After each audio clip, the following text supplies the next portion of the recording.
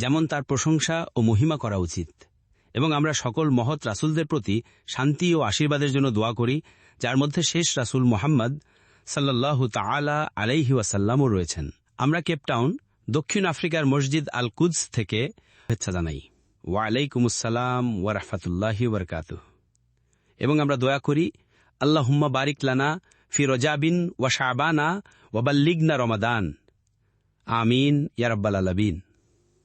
আমরা আল্লাহকে ধন্যবাদ জানাই যে 10 বছর পর আমি আবার দক্ষিণ আফ্রিকা এবং কেপটাউনে ফিরে আসতে পেরে ধন্য হয়েছি, যা আমি অনেক ভালোবাসি।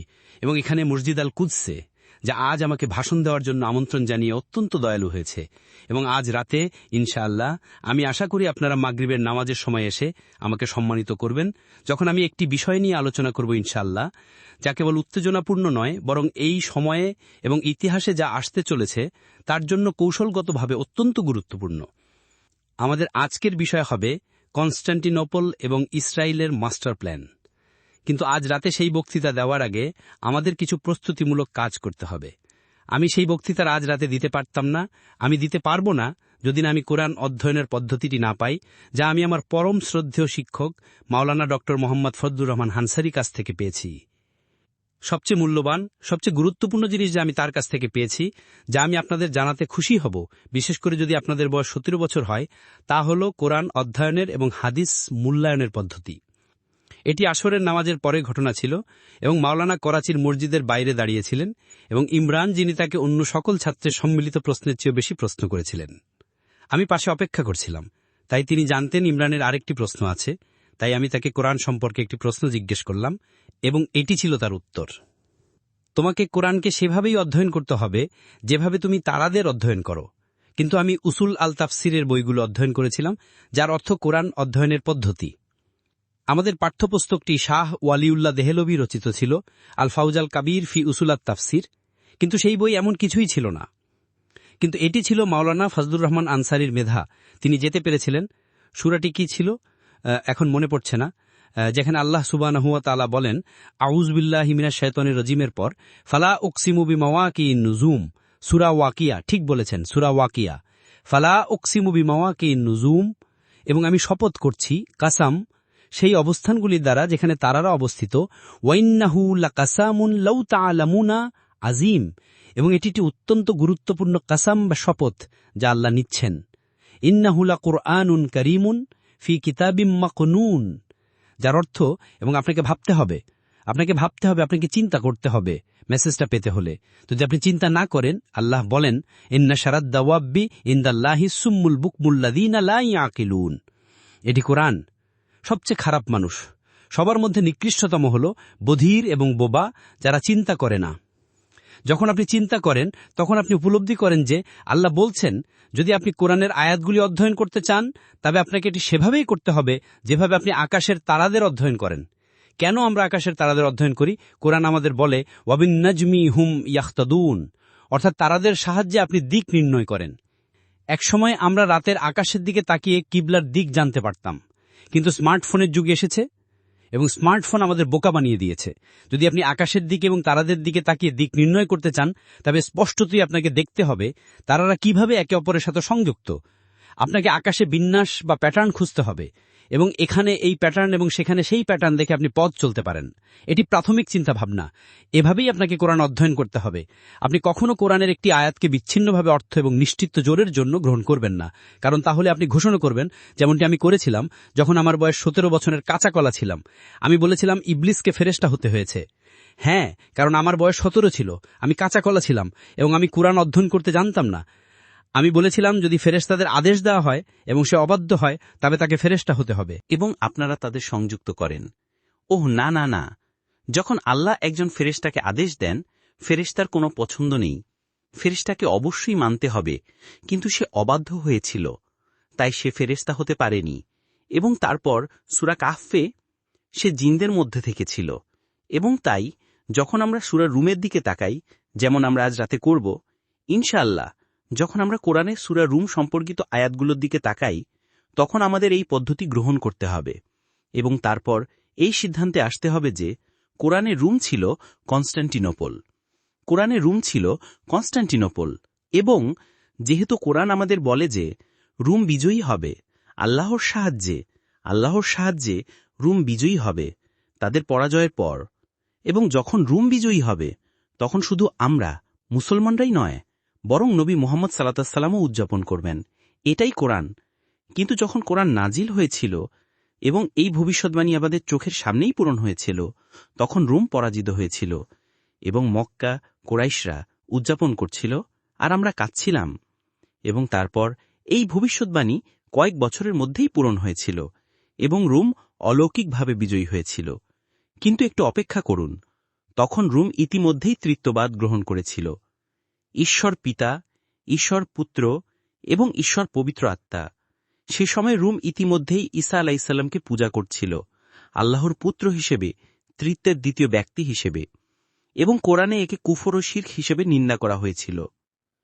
তাহলে আমরা কিভাবে ব্যাখ্যা করতে পারি যে আল্লাহ এমন একটি রোমকে সাহায্য করবেন এবং আমরা মুসলমানরা যখন রোম বিজয়ী হবে তখন উদযাপন করব? এটাই শুধু আমাদের আজ রাতে উত্তর দিতে হবে এমন প্রশ্ন নয়। আরেকটি প্রশ্ন আছে, এবং তা হল যে কোরআন কথা বলতে থাকে দুটি বিজয়ের কথা, একটি নয়। এবং কোরআনের মুফাসসিরগণ সবাই একমত, হ্যাঁ, দুটি বিজয়। কিন্তু এখন আমাদের যেখানে সমস্যা আছে তা হল যে আমাদের আলেমগণ, আমাদের কোরআনের ব্যাখ্যাকারীগণ প্রসঙ্গ থেকে বিচ্যুত হয়েছেন, কোরআন অধ্যয়নে সঠিক পদ্ধতি থেকে বিচ্যুত হয়েছেন, যা আমরা মাওলানা আনসারীর কাছ থেকে পেয়েছি, এবং সেই সিদ্ধান্তে এসেছেন যে সিদ্ধান্ত আমরা বিতর্ক করি, যে দ্বিতীয় বিজয় রোমের বিজয় নয়। দ্বিতীয় বিজয় হল মক্কা বিজয়ের মাধ্যমে মুসলমানদের বিজয়। হয়তোবা এটি ছিল বুদ্ধিবৃত্তিক উৎসাহের কারণে, হয়তোবা সেটাই ছিল কারণ। কুরআনের ভুল ধারণা। আমার মতে যখন আমরা সঠিক পদ্ধতি ব্যবহার করি তখন আপনি অবশ্যই কুরআনের সমস্ত আয়াত দেখতে পাবেন, যেমন রোমের উপর, অর্থাৎ খ্রিস্টান বিশ্বের সেই অংশে যারা ত্রিত্ববাদ গ্রহণ করেছে এবং যিশুকে ত্রিত্বের দ্বিতীয় ব্যক্তি হিসেবে পূজা করছে, তবু আল্লাহ তাদের সহানুভূতি সহকারে দেখেন এবং আল্লাহ তাদের বিজয়ী করতে প্রস্তুত। এবং তার চেয়েও বেশি কিছু, কোরআন ভবিষ্যৎবাণী করেছে যে এই খ্রিস্টানদের আমাদের সাথে, অর্থাৎ আখিরুজ্জামানে একটি বিশেষ মর্যাদা থাকবে। সে সময় যখন ইহুদিরা আমাদের সবচেয়ে বড় শত্রু এবং শিরকে ডুবে থাকা এক জাতি আমাদের সবচেয়ে বড় শত্রু, সে সময় কোরআন বলছে আপনি এমন একদল লোক দেখতে পাবেন যারা বলবে আমরা খ্রিস্টান। কোরআন এটা বলছে না যে একটি খ্রিস্টান জাতি আপনার প্রতি গভীর ভালোবাসা ও স্নেহ রাখবে, এটা অন্য কিছু বলছে।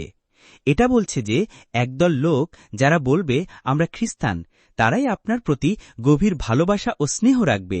সে কি ডোনাল্ড ট্রাম্প হবে? সে কি ব্রিটেন হবে? সে কি মার্কিন যুক্তরাষ্ট্র, ফ্রান্স আর জার্মানি হবে? সে কি আধুনিক পশ্চিমা বিশ্ব হবে যার খ্রিস্টান নেই বরং পৌত্তলিক? খ্রিস্টান বিশ্বের সেই অংশ কি হবে? অথবা খ্রিস্টান বিশ্বের অন্য অংশ যা রাশিয়া দ্বারা পরিচালিত, সেই কি হবে? রাশিয়ার রাষ্ট্রপতি প্রকাশ্যে কোরআন তুলে ধরেছেন এবং তিনি কোরআনে চুমু খেয়েছেন, তিনি কোরআনের প্রতি সম্মান দেখিয়েছেন। আর যদি রাশিয়ার রাষ্ট্রপতি আজ এটা করেন, তবে আগামীকাল রাশিয়ার সবাই কোরআনের প্রতি সম্মান দেখাবে। তাই এটা পরিষ্কার ও স্পষ্ট হওয়া উচিত যে খ্রিস্টানদের কথা কোরআনে ভবিষ্যৎবাণী করা হয়েছে যে তারা আমাদের প্রতি গভীর ভালোবাসা ও স্নেহ দেখাবে, তারা হবে রোম, তারা হবে কনস্টান্টিনোপল। আর আজ কনস্টান্টিনোপলে স্থানান্তরিত হয়েছে মস্কোতে।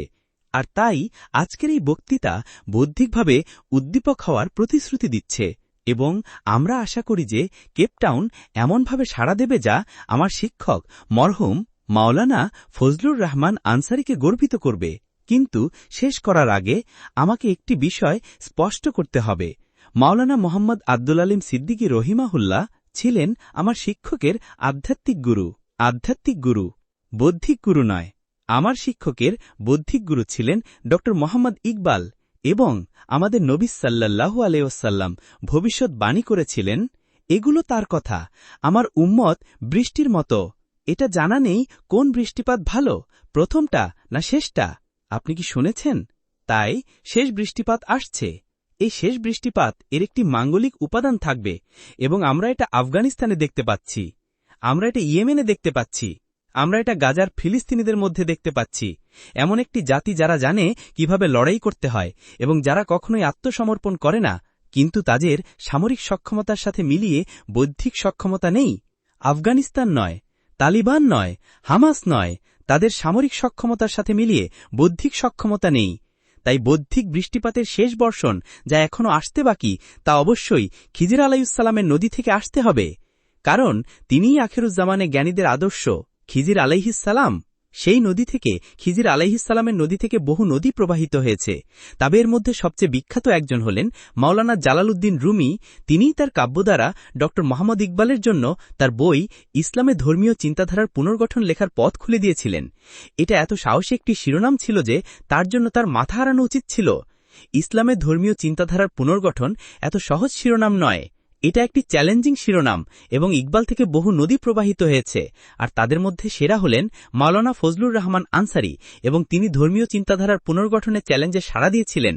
আর আমি কেপটাউনে এসেছি আপনার সাথে আমার দৃষ্টিভঙ্গি শেয়ার করতে যে জ্ঞানীদের বৃষ্টিপাতের শেষ ধারা এই নদী থেকে আসবে, এবং আমরা আল্লাহর কাছে প্রার্থনা করি যেন তিনি কোরআনের শিক্ষাদানে আমাদের এই বিনয় সেবা কবুল করেন, এবং কোরআন বুঝতে এবং ব্যাখ্যা করতে ভুল থেকে আমাদের রক্ষা করেন, এবং আল্লাহ আমাদেরকে কবুল করেন এবং আমাদেরকে সঠিক পথে পরিচালিত করেন।